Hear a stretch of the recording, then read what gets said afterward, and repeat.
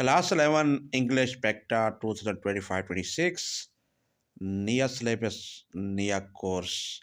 अगर आप चाहते हैं कि उसके मुताबिक आपकी इंग्लिश अंग्रेज़ी मज़बूत हो, आप चाहते हैं कि मुश्किल अल्फाज के मानी मिले, antonym, synonym, part of speech के बारे में पता हो, आप चाहते हैं कि आपको सेंटेंस वाइज़ जो फ़िक्रात हैं, आपके पैराग्राफ, हर पैराग्राफ का समझ समझ लगे और एक-एक चीज़ समझाई जाए।